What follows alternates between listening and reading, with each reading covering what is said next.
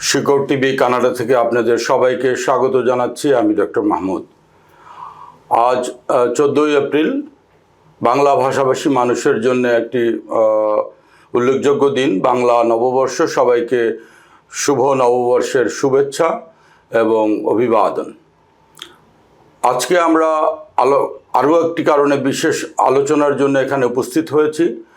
সেটি হচ্ছে গতকাল সদ্য সমাপ্ত ফেডারেল বাই ইলেকশনে Scarborough south West, university Rosedale এবং টেরেবন কুইবেক, এই তিনটি আসনে বাই ইলেকশন হয়েছে এবং তিনটি আসনেই লিবারেল পার্টি অফ কানাডার তিনজন প্রার্থী বিজয়ী হয়ে একটি সুনির্দিষ্ট একক সংখ্যাগরিষ্ঠ সরকার হিসাবে আত্মপ্রকাশ করেছে অনেক দিন পরে। আর বিশেষভাবে আমরা স্কারবোরো সাউথ ওয়েস্ট নিয়ে আলোচনা করব। এই আসনে বিজয়ী হয়েছে বাংলাদেশি বংশোদ্ভূত একজন প্রার্থী, যিনি এর আগে এমপিপি ছিলেন, এবার তিনি ফেডারেল এমপি হিসাবে আত্মপ্রকাশ করলেন।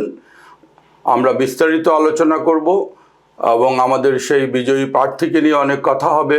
ডলি বেগম, যিনি আমাদের বাংলাদেশি কানাডিয়ানদের মুখ উজ্জ্বল করেছেন এবং অটোয়াতে যাবেন প্রথম এমপি হিসেবে। আজকে আমাদের এই আলোচনায় উপস্থিত আছেন সিনিয়র সাংবাদিক জনাব শাগাদ আলী সাগর। সাগর ভাই, আপনাকে আমন্ত্রণ জানাচ্ছি আমাদের এই আলোচনায়। অনেক ধন্যবাদ ডক্টর মাহমুদ আপনাকে। শিকড় টিভির দর্শক যারা আপনারা দেখছেন, আপনাদের সবাইকে শুভ নববর্ষের শুভেচ্ছা। আমরা কথা বলবো, আশা করি আপনারা আমাদের সঙ্গে থাকবেন। 13ই এপ্রিল 2026 সোমবার, দিনটি আমাদের জন্য একটি ঐতিহাসিক দিনই বটে এবং বিশেষ করে বাংলা ভাষাভাষী মানুষের জন্যে। আমরা অনেক দিন ধরেই আশা করেছিলাম বাংলাদেশি বংশোদ্ভূত কোনো একজন মানুষ ফেডারেল ইলেকশন করবে বা এমপি নির্বাচিত হয়ে অটোয়াতে যে আমাদের জন্য কথা বলবে। আমাদের সেই আশাটি পূর্ণ হয়েছে। আপনারা ইতিমধ্যে জেনে গেছেন ডলি বেগম, যিনি 20,000-এরও অধিক ভোট পেয়ে গতকাল এমপি হিসাবে বিজয়ী হয়েছেন লিবারেল পার্টির ক্যান্ডিডেট হিসাবে। আমি সাগর ভাইয়ের কাছে জানতে চাই, ডলি বেগমের এই বিজয়ের তাৎপর্যটাকে আপনি কিভাবে ব্যাখ্যা করবেন? অনেক ধন্যবাদ আপনাকে। দেখুন, কানাডাকে আমরা বলি যে একটা মাল্টিকালচারাল দেশ। মাল্টিকালচারাল দেশ মানে হচ্ছে বিশ্বের বিভিন্ন দেশ, বিভিন্ন সংস্কৃতি এবং বিভিন্ন ধরনের মানুষ এখানে এসে বসতি করেছে। ফলে এটি খুব একক একটি দেশ আমরা এভাবে বলতে পারি না। আমরা নানা দেশের, নানা মতের, নানা সংস্কৃতির সংমিশ্রিত একটি রূপ হিসাবে দেখি আমরা কানাডাকে। এটা বলাই হয় country of immigrants and multicultural country. এখন আমরা যখন মাল্টিকালচারাল কান্ট্রি বলি, তখন হয় কি, আমরা সরকার পরিচালনায়, সমাজের বিভিন্ন স্তরে, সব জায়গায় নানা কালচারের প্রতিনিধিত্ব দেখতে চাই। যখন নানা কালচারের প্রতিনিধিত্ব সেখানে থাকে, তখন সেটি একটা পারফেক্ট মাল্টিকালচারাল দেশ হিসাবে প্রতিভাত হয়। এখন আমরা যদি কানাডার রাজনীতির মেইনস্ট্রিম পলিটিক্সের দিকে তাকাই বা সরকার কাঠামোর দিকে তাকাই, দেখবেন যে আমাদের প্রতিবেশী দেশ বা সাউথ এশিয়ান বিভিন্ন কান্ট্রি থেকে, এমনকি শ্রীলঙ্কা থেকেও বেশ কয়েকজন কিন্তু সেখানে ফেডারেল গভর্নমেন্টের এমপি তো আছেনই, মন্ত্রী আছেন। পাকিস্তান থেকে আছে, ইন্ডিয়া থেকে আছে, বিভিন্ন ইভেন কি ইথিওপিয়া থেকেও এমপি হয়েছে ফেডারেলতে। একমাত্র বাংলাদেশ থেকে আমরা কখনোই কোনো প্রতিনিধিত্ব, নির্বাচিত জনপ্রতিনিধি আমরা পাচ্ছিলাম না। তো এই জায়গায় এসে ফেডারেল রাজনীতিতে, ফেডারেল সরকার কাঠামোতে এই প্রথমবারের মতো বাংলাদেশি বংশোদ্ভূত একজন, বাংলাদেশি সংস্কৃতির প্রতিনিধিত্ব করেন এমন একজন বিপুল ভোটের ব্যবধানে ফেডারেল পার্লামেন্টের প্রতিনিধি হিসাবে নির্বাচিত হয়েছেন এবং তিনি প্রথম বাংলাদেশি জনপ্রতিনিধি যিনি কানাডার ফেডারেল নির্বাচনে গেলেন। আমি যদি আরেকটু পেছনের দিকে তাকাই, যেটা আপনিও আপনার ভূমিকায় বলেছেন যে তিনি তিনবার প্রভিন্সিয়াল পার্লামেন্টে নির্বাচিত হয়েছে। সেদিক থেকে বিবেচনা করলে কিন্তু পুরো কানাডাতে যে কোনো পর্যায়ে আমরা বলি না কেন, কানাডাতে স্থানীয় সরকার, প্রভিন্সিয়াল সরকার, ফেডারেল সরকার, তিনটি সরকার কাঠামোকে বিবেচনায় নিয়েও যদি বলি, ডলি বেগম হচ্ছেন সেই ব্যক্তি, তিনি হচ্ছেন প্রথম নির্বাচিত জনপ্রতিনিধি, সম্ভবত একমাত্র, রাইট? একমাত্র তো বটেই, তিনি প্রথম নির্বাচিত জনপ্রতিনিধি যিনি বাংলাদেশি কমিউনিটির প্রতিনিধি হিসাবে যাকে আমরা দেখতে পারি। আমরা এই যে কুইন্স পার্ক থেকে পার্লামেন্ট হিলে ডলি বেগমের এই যে যাত্রা, সেই যাত্রাটাকে আসলে বাংলাদেশি কমিউনিটির সাফল্য, বাংলাদেশি কমিউনিটির গর্ব হিসাবে দেখি। ধন্যবাদ সাগর ভাই। আমরা দেখলাম যে আপনি বলছিলেন আসলে 2018 থেকে ডলি বেগম রাজনীতিটা শুরু করলেন, প্রথমবার নমিনেশন পেলেন এবং এমপিপি হলেন, তারপরে আরও 2টা নির্বাচনে এমপিপি হলেন এবং শেষটায় তিনি রিজাইন করে লিবারেল পার্টিতে আসলেন। এই যে আমরা যদি দেখি তার এই পপুলারিটি গ্রাফটা, এটা কিন্তু কখনোই কোনো মানে ডাউনগ্রেড হয়নি। এটার কারণটা কি আপনার কাছে কি মনে হয়? তার এই মানে মানে তার একটা স্টেবল পপুলারিটি, এটার কারণ কি? না, সেটা একটা বিষয় হচ্ছে কি, দেখেন আপনি ডলি বেগম প্রথমত হচ্ছে ঠিক আমি আমার জায়গা থেকে দাঁড়িয়ে যদি বলি, ডলি বেগমের তো অবশ্যই বয়স কম এবং নতুন প্রজন্মের প্রতিনিধি ডলি বেগম। ফলে নতুন প্রজন্মের চিন্তা ভাবনা, ধারণা সব কিছুই আমাদের চাইতে কিন্তু একটু ডিফারেন্ট। আমার কাছে মনে হয়েছে যেটা, যে আপনি ডলি বেগমকে দেখবেন যে ডলি বেগম তার মধ্যে একটা সিম্পলিসিটি আছে, তার মধ্যে এক ধরনের একটা কমিটমেন্ট আছে। তিনি যখন কথা বলেন, তিনি অন্তর থেকে কথা বলেন, যেটা বিশ্বাস করেন তার বিশ্বাস থেকে কথা বলেন। ফলে তার কাছে যখন কোনো মানুষ কোনো সমস্যা নিয়ে যায় এবং তিনি যখন কথা বলেন এবং সেই কথাটার মধ্যে যখন অন্তরের ছোঁয়া পায়, তখন প্রত্যেকটা মানুষ বিশ্বাস করে, ও আচ্ছা, সে ইজ দ্য রাইট পারসন। আমি যদি আমার একটা ব্যক্তিগত অভিজ্ঞতার কথা যদি আমি শেয়ার করি এই জায়গাটায়, আমার মনে হয় যে এই প্রশ্নের উত্তরের সঙ্গে সেটা একটা সম্পর্কযুক্ত হবে। আমাদের কমিউনিটির কেউ একজন একবার আমাকে রিকোয়েস্ট করেছিলেন যে তিনি ডলি বেগম, তার খুব ব্যক্তিগত প্রয়োজনে ডলি বেগমের সঙ্গে সাক্ষাৎ করতে চান, তিনি তখন এমপিপি। আমি তাকে বলেছিলাম যে ডলি বেগমের অফিসে আমাদের বাংলাদেশি কমিউনিটির বেশ কয়েকজন স্টাফ আছে, আপনি ফোন করলেই অ্যাপয়েন্টমেন্ট পাবেন। যাই হোক, আমি যখন ওনাকে রিকোয়েস্ট করলাম, তারা অ্যাপয়েন্টমেন্ট দিলেন। সেই অ্যাপয়েন্টমেন্টটা ছিল ধরেন যে নেক্সট মানডেতে, এর মাঝখানে কোনো জায়গা ছিল না। কিন্তু অল অন এ সাডেন দেখা গেলো যে একদিন পরে একটা অ্যাপয়েন্টমেন্ট ক্যান্সেল হয়েছে। এবং যখন এই অ্যাপয়েন্টমেন্টটা ক্যান্সেল হয়েছে, ডলি বেগম নিজে তার অফিসকে বললেন যে ওনাকে ফোন করো, উনি যদি অ্যাভেলেবেল থাকে তাহলে এই অ্যাপয়েন্টমেন্টটা ওনাকে দিয়ে দাও। দেখেন, এটা কিন্তু একটা বিশাল ব্যাপার যে তার মাথায় থাকা বা মাথায় রাখা যে কেউ একজন ইমার্জেন্সি আমার সঙ্গে দেখা করতে চেয়েছে, যার অ্যাপয়েন্টমেন্টটা আরও 4 দিন পরে, এখন একটা খালি জায়গায় তাকে অ্যাকোমোডেট করতে হবে। সো এই যে পার্সোনাল অ্যাটাচমেন্টটা, পার্সোনালি মনে রাখাটা, পার্সোনালি দেখভাল করার যে বিষয়টা, সেটাকে আমি মনে করি তার একটা ব্যক্তি পর্যায়ে জনপ্রিয়তার একটা কারণ। আমি এর বাইরে যদি তিনি যে 3 টার্মে প্রভিন্সিয়াল পার্লামেন্টে ছিলেন, কুইন্স পার্কে ছিলেন, দেখেন ফেডারেল পার্লামেন্ট বলেন, প্রভিন্সিয়াল পার্লামেন্ট বলেন, অনেক মিনিস্টার আছে, আপনি নাম বলতে পারবেন না, আপনি নাম জানেন না, জানি না, আপনি তার কোনো তৎপরতা দেখেন নাই যে তিনি আপনাকে কেউ এসে বললে যে উনি মিনিস্টার, আপনি ও আচ্ছা তাই নাকি। কিন্তু আপনি যদি ডলি বেগমের কথা বলেন, ডলি বেগমের উপস্থিতিটা কিন্তু একেবারে দৃশ্যমান। কুইন্স পার্কে সবসময় তাকে দেখা যায়, যখনই সেশন চলে ডলি বেগম ইজ দেয়ার। আপনি মিডিয়া খোলেন, ডলি বেগম ইজ দেয়ার, তিনি কথা বলছেন, তিনি প্রোটেস্ট করছেন। এবং আমি একটি বিষয় এখানে উল্লেখ করতেই চাই, আপনার মনে থাকবার কথা যে প্রিমিয়ার ডাকফোর্ড একবার ইমিগ্রেন্টদের নিয়ে খুব আপত্তিকর একটা কথা বলেছিলেন। তিনি বলেছিলেন যে তোমরা যারা এখানে এসে বসে বসে খাওয়া, শুধু সরকারের নানা সুযোগ সুবিধা নাও, কাজ কারবার করো না, তোমাদের এই দেশে থাকার দরকার নেই, তোমরা চলে যাও। খুবই অফেন্সিভ কথা, খুবই আপত্তিকর কথা। এবং ডলি বেগম সেই দিন, আপনি যদি সেই ভিডিওটা তার দেখেন যে সে কীভাবে ব্রাস্ট করেছিল সেই সংসদে দাঁড়িয়ে, তিনি বলেছিলেন, মিস্টার প্রিমিয়ার, আপনাকে ইমিগ্রেন্টদের কাছে ক্ষমা চাইতে হবে। এবং সেটি একটা পার্লামেন্টে বড় ইস্যু হয়ে গেছে, বড় একটা ঝাঁকুনি দিয়েছিল, পুরো মেইন স্ট্রিম মিডিয়াতে এটা একটা বড় একটা ঝাঁকুনি দিয়েছিল। ফলে এই যে ডলি বেগম নানা কারণে ইমিগ্রেন্টদের বিষয় নিয়ে, নাগরিকদের বিষয় নিয়ে, তাদের সমস্যা নিয়ে সারাক্ষণ প্রভিন্সিয়াল পার্লামেন্টে তিনি যখন ভোকাল থেকেছেন, এটি কিন্তু মানুষ দেখেছে। সেটি আপনি বাংলাদেশি কমিউনিটি বলেন, ফিলিপাইনো কমিউনিটি বলেন, ব্ল্যাক কমিউনিটি বলেন, what ever maybe, Scarborough south West এবং এর বাইরে যেখানেই দেখবেন, সব জায়গায় কিন্তু ডলি বেগমের উপস্থিতিটা ছিল দৃশ্যমান। যেই কারণে ডলি বেগমকে মানুষ ভেবেই নিয়েছে, ও আচ্ছা, ও আমাদের হয়ে কথা বলে, ও আমাদের মানুষ। এবং যেই কারণে আমি আরেকটু জায়গায় যদি আমি আগাই, দেখেন ডলি বেগম এনডিপি থেকে ছেড়ে, প্রভিন্সিয়াল রাজনীতি ছেড়ে তিনি ফেডারেল রাজনীতিতে গেছেন এবং তিনি পার্টি চেঞ্জ করেছেন। তিনি কিন্তু এমন একটা সময় পার্টি চেঞ্জ করেছেন যখন পুরো কানাডায় ফ্লোর ক্রসিং একটা জোয়ার। ফ্লোর ক্রসিং নিয়ে তুমুল আলোচনা সমালোচনা হচ্ছে। আমি নিজেও বিভিন্ন সময় ভিডিওতে তার আমি সমালোচনা করেছি যে এটা একটা কোশ্চেন অফ এথিক্যাল, কানাডা এটা বেআইনি না, বাট হয় না, সচরাচর হয় না। কিন্তু প্রশ্নটা হচ্ছিল যে নৈতিকতার প্রশ্ন। কিন্তু সেই জায়গায়ও কিন্তু ডলি বেগমের দিক থেকে মানুষ কিন্তু মুখ ফিরিয়ে নেয়নি, বরং আরও বেশি সংখ্যক, আমরা যদি আসলে ভোটের ব্যবধানটা দেখি, আপনি দেখেন যে লাস্ট নির্বাচনে বিল ব্লেয়ার তার কত ছিল 61% ভোট পেয়ে বিল ব্লেয়ার নির্বাচিত হয়েছিলেন। ডলি বেগম 70% ভোট পেয়েছেন। ফলে তার বাই ইলেকশনে তার কিন্তু ভোট বেড়েছে।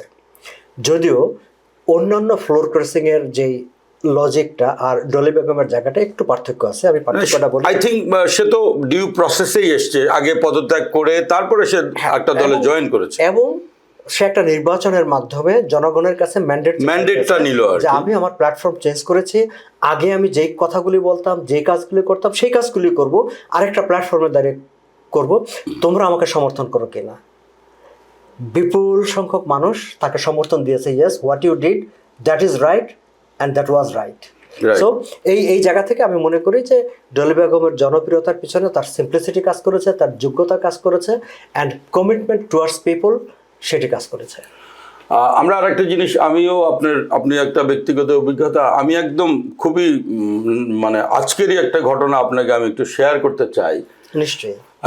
কালকে ইলেকশন ছিল, তো এই রাইডিংয়েরই একজন ভোটার, তার সাথে আমার কথা হচ্ছিল এবং আনফর্চুনেটলি তার শারীরিক অসুস্থতা একদমই খুব মারাত্মক একটা অসুস্থতা, তার চেস্ট পেইন এবং তার অন্য ধরনের, সে হয়তো বা বুঝতে পারে নাই যেহেতু সে একজন সাধারণ লেম্যান বা ডক্টর নয়, কিন্তু সে তার শারীরিক অসুস্থতা নিয়েও কিন্তু সে ডলি বেগমকে, সে তার স্ত্রীকে নিয়ে ভোট দিতে ভুলে নাই এবং সে ভোট দিয়ে আসার পরে সে বাসায় অসুস্থ হয়েছে এবং তারপরে আমার সাথে যোগাযোগ করার পরে আমি 911 কল করে তারা হসপিটালে গিয়েছে এবং হসপিটালে যাওয়ার পরে তার আর একটা কার্ডিয়াক অ্যারেস্ট হয়েছে, কিন্তু ফর গডস আলহামদুলিল্লাহ সে সেফ, এখন সে স্টেবল আছে।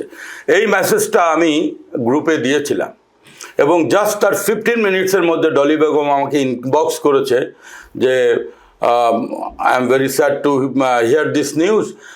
I would like to visit him if possible. So এই যে তার একজন ভোটারের কথা শুনে তার যে এই যে আকুতিটা যে আমি তাকে দেখতে যাইতে চাই, যদি একটু সম্ভব হয় আমাকে নিয়ে যাবেন, তো এইটাও তো তার এই যে মানে যে মানুষের প্রতি তার মমত্ববোধ বা কানেক্টিভিটি, এটাও একটা বিশাল ব্যাপার। Feelings for the people, feelings.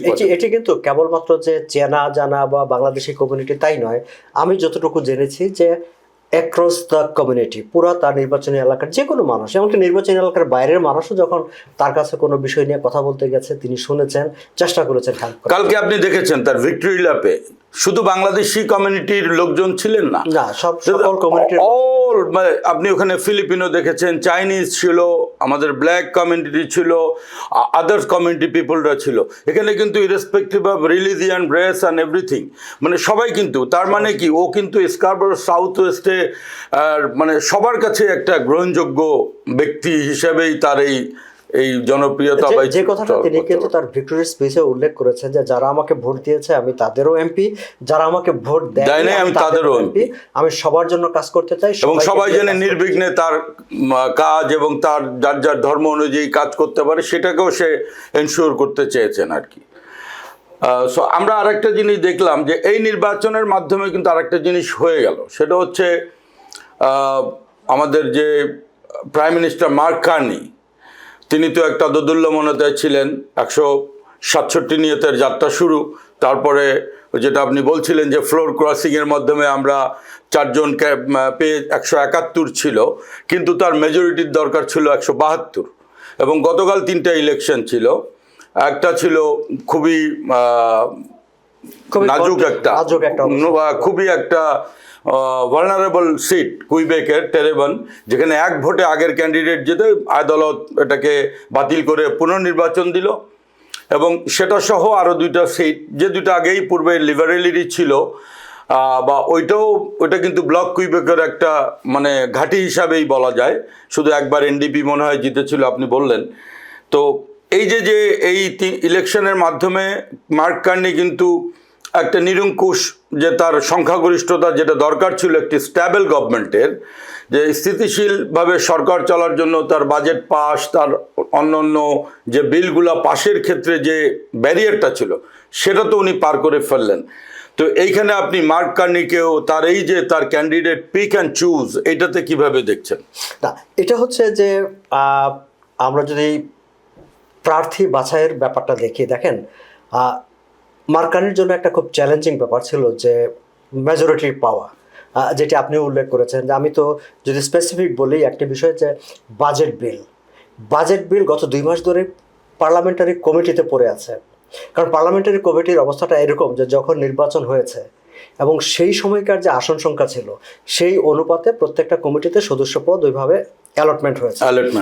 এখন পার্লামেন্টারি কমিটিগুলির অবস্থা হচ্ছে এরকম যে ব্লক কুইবেকো এবং কনজারভেটিভ এই দুটি পার্টি মিলে তারা মার্ক কার্নির লিবারেল পার্টির যে কোনো বিলকে, যে কোনো প্রস্তাবকে আটকে রাখতে পারে, এবং তারা বাজেট ইমপ্লিমেন্টেশন বিলটা মোর দেন 2 মান্থস সেখানে আটকে আছে।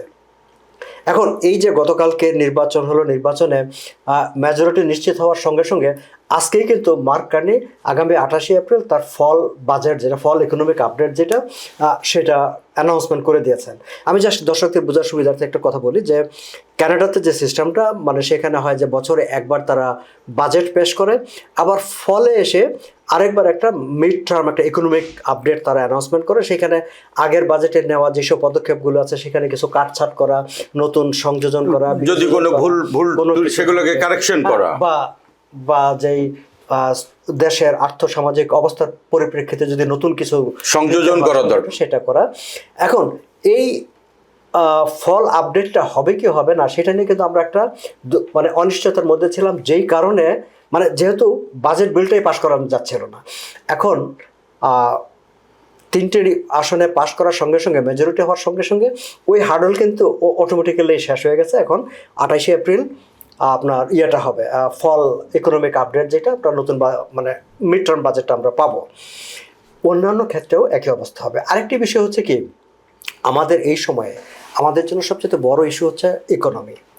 আপনার ডোনাল্ড ট্রাম্পের সঙ্গে আমাদের ফাইট করতে হচ্ছে, ইরানের যুদ্ধের কারণে ইকোনমিতে একটা তুমুল প্রেশার তৈরি হয়েছে, এবং পুরো তেলের দাম বাড়ছে। এই যে সবকিছুর মধ্যে হচ্ছে এখন ইকোনমিক ফোকাস।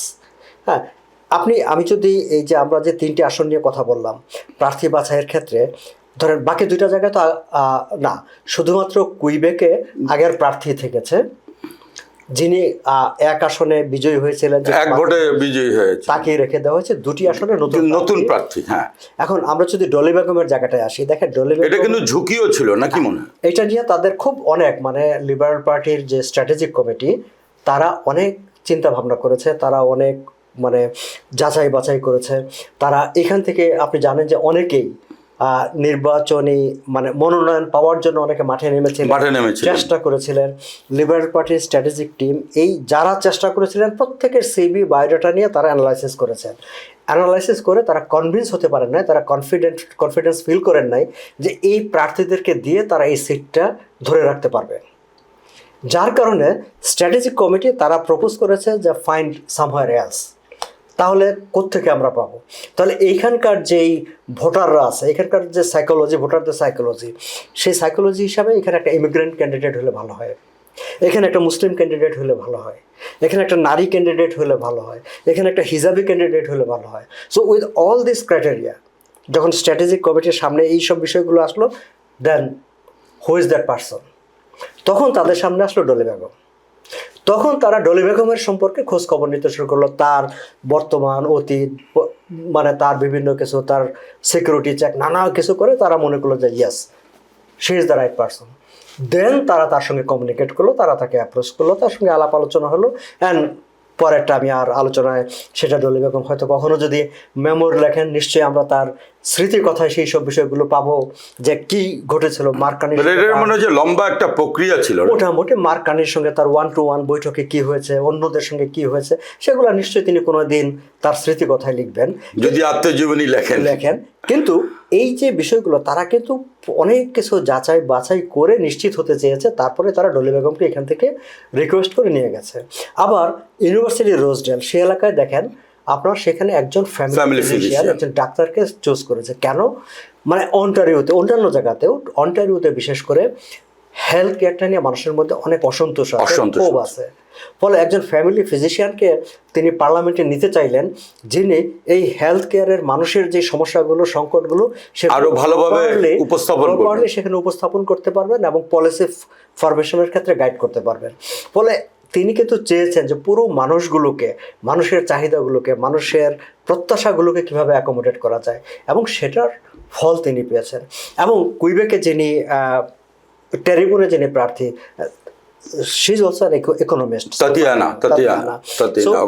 এবং সেখানেও কিন্তু আরও একটি বিষয় হয়েছে, আমি ইলেকশনের আগে যে খেয়াল করছিলাম যে সেখানকার ভোটাররা টেলিভিশনগুলোতে তারা কি বলে। যেমন একটা সময় পর্যন্ত তাদের ইয়ে ছিল যে মার্ক কার্নির মেজরিটি ঠেকিয়ে দিতে হবে। আপনি নিজেও উল্লেখ করেছেন যে 1999 সালে ব্লক কুইবেকের জন্ম হওয়ার পর ওখানে ব্লক কুইবেকের বাইরে কেউ পাশ করতে পারে না। 2011 সালে এনডিপি একবার পাশ করেছিল এবং এইবার লিবারেল পার্টি সেখানে নিল। এবং সেইখানে কিন্তু ভোটারদের একটাই কথা ছিল, ইকোনমি হচ্ছে আমাদের কনসার্ন, এবং মার্ক কার্নি হচ্ছে ইকোনমিস্ট। মার্ক কার্নির হাত দিয়ে আমাদের ইকোনমি ঠিক হবে, কাজেই মার্ক কার্নির হাতকে শক্তিশালী করতে হবে।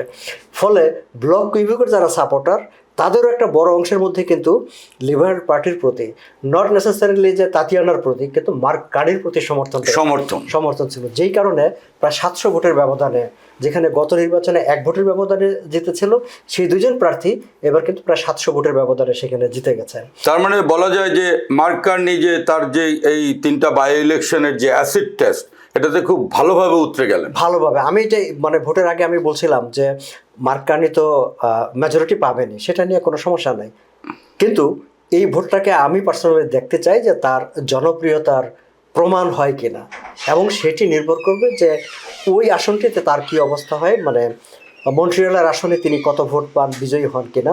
এবং মন্ট্রিয়ালের আসনে তার প্রার্থী বিজয়ী হওয়ার মধ্য দিয়ে আপনি যে কথাটি বললেন যে অ্যাসিড টেস্ট, সেটি অ্যাসিড টেস্টে প্রমাণিত হলো যে মার্ক কার্নির যে জনপ্রিয়তা বেড়েছে, approval rate across the country যে বেড়েছে, সেটা একটা সলিড ফুটিংয়ের উপর, একটা সলিড ফাউন্ডেশনের উপর তার জনপ্রিয়তাটা বেড়েছে। আপনি যেটা বললেন যে মার্ক কার্নি ইকোনমিস্ট এবং সে কানাডার ইকোনমিটা ঠিক করতে চায়, আমরা একটা আগের আলোচনায় বলেছিলাম 2025-এর নির্বাচনের আগে, আপনিও অনেক ভিডিও করেছেন বা কথা বলেছেন, 2025-এর নির্বাচনের আগে প্রগ্রেসিভ কনজারভেটিভ পার্টি এবং লিবারেলের জনপ্রিয়তা কিন্তু হিউজ গ্যাপ ছিল।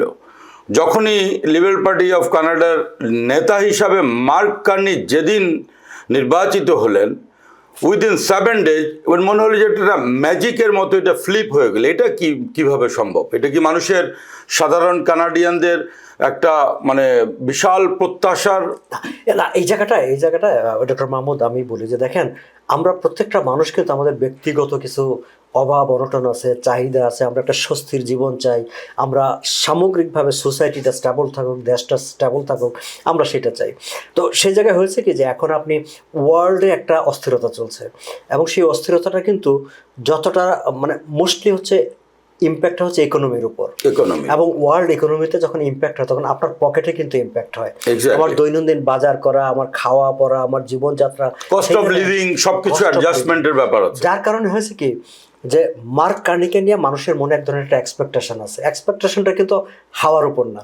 আপনি তার ব্যাকগ্রাউন্ডটা জানেন যে দুইবার 2টা দেশের ইকোনমিক ক্রাইসিসকে, গভর্নর না, গভর্নর তো ছিলেন, কিন্তু 2টা দেশের ইকোনমিক ক্রাইসিসকে কিন্তু তিনি হ্যান্ডেল করেছেন, 2টা দেশের ইকোনমিকে বাঁচিয়ে দিয়েছেন।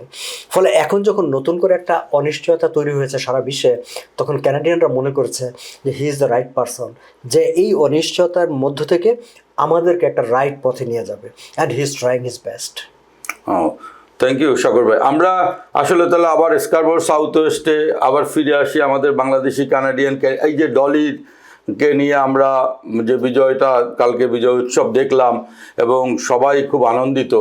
তো ডলির আপনি বলছিলেন যে আমাদের কোনো প্রত্যাশা নাই, কিন্তু তারপরেও সাধারণ যে তাৎপর্যের মধ্যে আপনি বললেন, কিন্তু ডলির তো কাজের যে পরিধিটা বা ডলির প্রতি মানুষের এক্সপেকটেশন, আমরা বলি যে আমাদের নাই কিছু, কিন্তু এক্সপেকটেশন তো বেড়ে গেল নাকি? না, নিশ্চয়ই না, প্রত্যাশা নাই আমি কিন্তু সেভাবে বলি না। আমাদের তো অবশ্যই প্রত্যাশা আছে। আমাদের তো এটাও একটা প্রত্যাশা ছিল যে ক্যানাডিয়ান গভর্নমেন্টের প্রত্যেকটা জায়গায় কোথাও না কোথাও আমাদের কেউ থাকবে। দেখেন, আমরা যদি মানে যেটা আমরা যদি বাংলাদেশের যে প্রশাসনিক কাঠামো সেটাকে যদি বিবেচনায় আনি, যে প্রধানমন্ত্রীর কার্যালয় যেটাকে বলা হয়, ঠিক এখানেও প্রধানমন্ত্রীর কার্যালয়ের গুরুত্বপূর্ণ একজন কর্মকর্তা তিনি কিন্তু বাংলাদেশে অরিজিনাল, কিন্তু তিনি যেহেতু অ্যাডমিনিস্ট্রেটিভ, সে ভদ্রমহিলা যেহেতু অ্যাডমিনিস্ট্রেটিভ সেক্টরের লোক, ফলে আমরা তাকে কিন্তু মিডিয়াতে দেখি না, চিনি না বা জানি না। বাট খুবই খুবই ভাইটাল একটা চিফ একটা পোস্টে বাংলাদেশি একজন আছে, কিন্তু জনপ্রতিনিধি, নির্বাচিত প্রতিনিধি সেখানে আমাদের কেউ ছিল না। এখন ডলি বেগম নির্বাচিত হয়ে সেখানে গেলেন। এখন ডলি বেগম যখন সেখানে গেলেন, তার মানে হচ্ছে কি, তার মানে যে আমাদের নানা বিষয় নিয়ে, সেটা আমাদের এইখানকার কমিউনিটিগত বিষয় হোক, আমরা কখনো বাংলাদেশ কখনো কোনো ক্রাইসিসে পড়লে, বাংলাদেশের পক্ষে কথা বলার কোনো প্রয়োজন পড়লে, সেই জায়গায় হলেও একটা আমাদের জায়গা তৈরি হলো যেখানে কি আমরা বলতে পারবো যে লোক, আমার দেশে এই ঘটছে, তুমি এটা নিয়ে কথা বলো, বা আমার কমিউনিটির এই বিষয়গুলো আছে, তুমি এটা নিয়ে কথা বলো, বা তুমি এই জায়গাটা একটু তাকাও, এগুলো একটু দেখো। সেই জায়গাগুলো তো তৈরি হয়েছে। আর আরেকটা জিনিস আমি আপনাকে বলি, যখন আপনার গভর্নমেন্ট মেকানিজমে আপনার কমিউনিটির কেউ কোনো প্রতিনিধিত্ব থাকে, তখন টোটাল গভর্নমেন্ট স্ট্রাকচারে, গভর্নমেন্ট মেকানিজমে, পলিটিক্যাল স্ট্রাকচারে ওই কমিউনিটির প্রতি আলাদা একটা ওই কমিউনিটিকে আলাদাভাবে গুরুত্ব পেতে শুরু করে। ফলে এখন যখন আমাদের একজন এমপি আছেন, ভবিষ্যতে যদি কেউ এমপিপি হন, ভবিষ্যতে যদি অক্টোবরের নির্বাচনে কেউ যদি আমাদের সিটি কাউন্সিলর হন, তখন হবে কি, নানা পর্যায়ের গভর্নমেন্টে যদি আমাদের লোকজন থাকে, তখন সামগ্রিকভাবে বাংলাদেশি কমিউনিটি আলাদা একটা গুরুত্ব পেতে থাকবে সরকারের নানা কাঠামোতে। আমরা অনুষ্ঠানের প্রায় শেষ প্রান্তে ছোট্ট একটা প্রশ্ন করব আপনাকে, সেটা হচ্ছে যে মাক্কানি তো তার ক্যারিশমা দেখালেন তিনজন ক্যান্ডিডেট চয়েসে, এবং তিনজনকেই তিনি পাশ করিয়ে নিলেন, এবং প্রত্যেকটাতেই একটা ক্লিয়ার মার্জিন, যদিও কুইবেকে একটু লড়াই হয়েছে। এখন ডলি তো আমাদের গর্ব, সে অটোয়ায় গেল, পার্লামেন্ট হিলে আমাদের হয়ে কথা বলবে, মানুষের জন্য কথা বলবে। তো এমপি তো হলো, আপনি কি সরকারের অংশ হিসেবে তাকে দেখতে চান কিনা? আর আমরা অবশ্যই খুশি হব। আমরা অবশ্যই আমাদের কেউ বাংলাদেশি কমিউনিটির বা বাংলাদেশি অরিজিন থেকে কেউ ক্যাবিনেটে থাকলে সেটা আমরা খুবই খুশি হব। এবং আমি তো ব্যক্তিগতভাবে চাইবই যে ডলি বেগমের মতো একজন যোগ্য, দক্ষ, মেধাবী একজন এমপি তার স্থান হোক মার্কানির ক্যাবিনেটে, সেটা আমি খুবই মনে প্রাণে চাইব। এবং আমি এখানে দাবি জানালে কোনো কাজ হয় না, আমি আমার প্রত্যাশাটাই রাখলাম। ধন্যবাদ সাগর ভাই। সুপ্রিয় দর্শক শ্রোতা, আপনারা এতক্ষণ আমাদের আলোচনাটা শুনলেন।